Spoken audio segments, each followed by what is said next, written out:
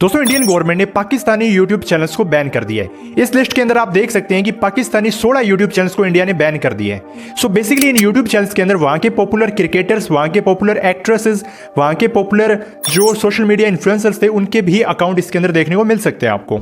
So basically इसके अंदर एक काफ़ी ज़्यादा पॉपुलर नाम है शोएब अख्तर का। शोएब अख्तर वहाँ के पॉपुलर क्रिकेटर्स हैं और मैं आपको एक चीज़ बताना चाहूँगा कि शोएब अख्तर की 70 से 80% ऑडियंस इंडियंस है। सो उनकी मैक्सिमम ऑडियंस इंडियंस थी।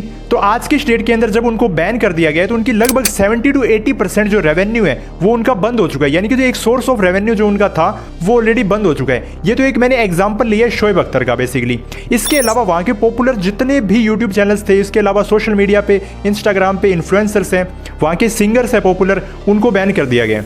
अब आप में से बहुत सारे लोग मुझे बोलेंगे कि भाई साहब इस स्टेप से क्या होने वाला है। तो भाई साहब एक बार थोड़ा सा सब्र रखो, क्योंकि मैं एक डेटा के थ्रू आपको ये क्लैरिफाई करने वाला हूँ।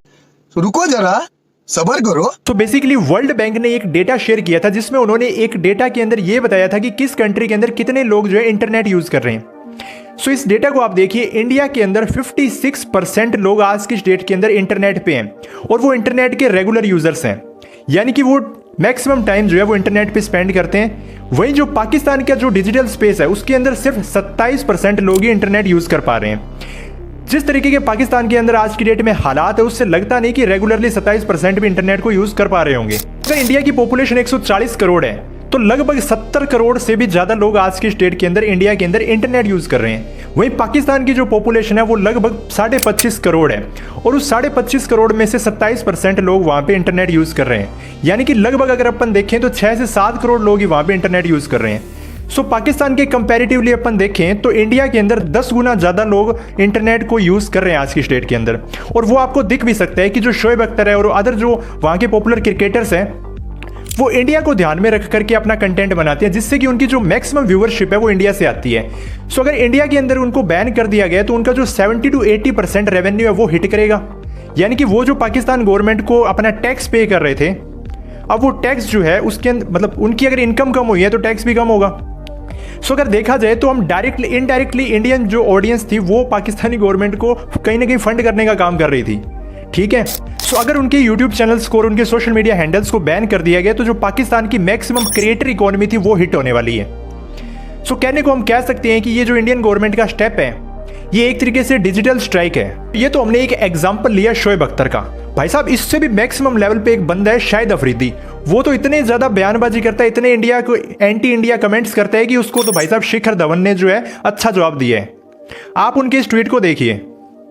सो बेसिकली इस ट्वीट के अंदर शाहिद अफरीदी ने इंडियन जो आर्मी थी उसको मतलब नकारते हुए उसको नालायक बताया और उन्होंने बोला कि भाई साहब जो आपकी इंडियन आर्मी है वो कश्मीर के अंदर जो है वो अपने लोगों को ही प्रोटेक्ट नहीं कर पा रही है। 1 घंटे तक दहशतगर्द वहां दहशतगर्दी करते रहे, ठीक है, वहां तक 8 लाख फौज में से कोई नहीं आया और जब आए तो 10 मिनट के ऊपर पाकिस्तान पे इल्ज़ाम लगा दिया।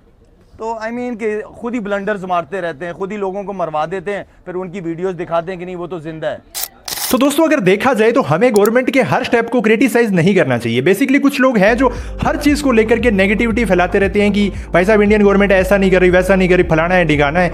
लेकिन अगर अपन देखा जाए तो जो इंडियन गवर्नमेंट है वो अब की बार काफी दिरजाई से कार्य कर रही है। यानी कि वो एक लेवल होता है ना कि भाई साहब एकदम से गर्म हो जाए, वैसा वाला स्टेप हम नहीं ले रहे।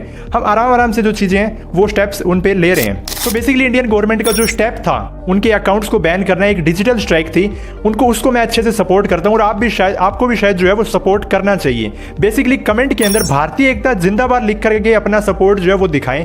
सो दोस्तों अगर आप चैनल के ऊपर नए हैं तो प्लीज सब्सक्राइब जरूर कर देना।